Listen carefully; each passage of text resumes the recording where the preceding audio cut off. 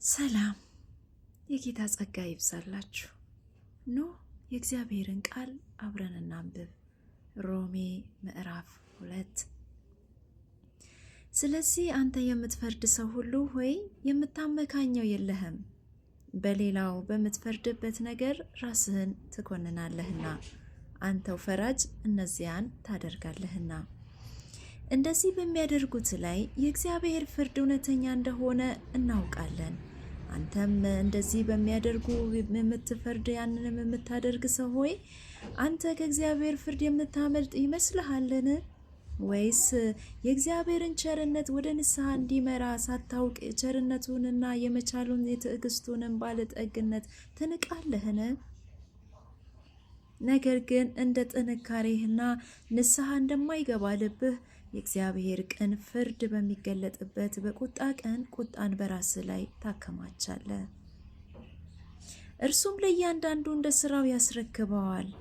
በበጎ ስራ በመጽናትና ምስጋናና ክብርን የማይጠፋንም ሕይወት ለሚፈልጉ የዘላለም ሕይወት ይሰጣቸዋል። ለአመፃ በሚታዘዙት እንጂ ለእውነት በማይታዘዙትና በአድመኞች ላይ ግን ቁጣና መቅሰፍት ይሆንባቸዋል። ክፉን በሚያደርግ ሰው ነፍስ ሁሉ መከራና ጭንቀት ይሆንበታል። አስቀድሞ ለአይሁዳዊ ደግሞ ለግሪክ ሰው፣ ነገር ግን በጎ ስራ ለሚያደርጉ ሁሉ ምስጋናና ክብር ሰላምም ይሆንላቸዋል። አስቀድሞም ለአይሁዳዊ ደግሞ ለግሪክ ሰው እግዚአብሔር ለሰው ፊት አያዳላምና። ያለ ሕግ ኃጢአት ያደረጉ ሁሉ ያለ ሕግ ደግሞ ይጠፋሉና፣ ሕግም ሳላቸው ኃጢአት ያደረጉ ሁሉ በሕግ ይፈረድባቸዋል። በእግዚአብሔር ፊት ሕግን የሚያደርጉት ይጸድቃሉ እንጂ ሕግን የሚሰሙ ጻድቃን አይደሉምና። ሕግ የሌላቸው አሕዛብ ከባህሪያቸው የሕግን ትእዛዝ ሲያደርጉ እነዚያ ሕግ ባይኖራቸው እንኳን ለራሳቸው ሕግ ናቸውና፣ እነሱ ሕሊናቸው ሲመሰክርባቸው ሀሳባቸው እርስ በርሳቸው ሲካሰስ ወይም ሲያመካኝ በልባቸው የተጻፈውን የሕግ ሥራ ያሳያሉ። ይህም እግዚአብሔር በኢየሱስ ክርስቶስ እኔም በወንጌል እንዳስተማርኩ በሰው ዘንድ የተሰወረውን በሚፈርድበት ቀን ይሆናል።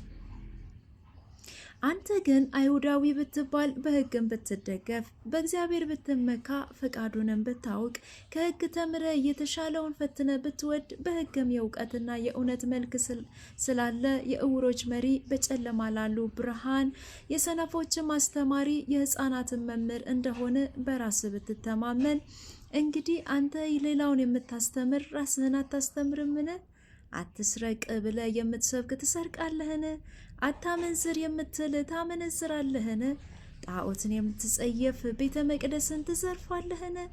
በሕግ የምትመካ ሕግን የምትተላለፍ እግዚአብሔርን ታሳፍራለህን? በእናንተ ሰበብ የእግዚአብሔር ስም በአሕዛብ መካከል ይሰደባልና ተብሎ እንደተጻፈ።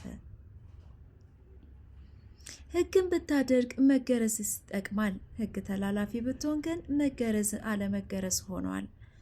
እንግዲህ ያልተገረዘ ሰው የሕግን ስርዓት ቢጠብቅ አለመገረዙ እንደ መገረዝ ሆኖ አይቆጠርለትምን? ከፍጥረቱ ያልተገረዘ ሕግን የሚፈጽም ሰው የሕግ መጽሐፍና መገረዝ ሳለ ሕግን የምትተላለፈው በአንተ ይፈርድብሃል።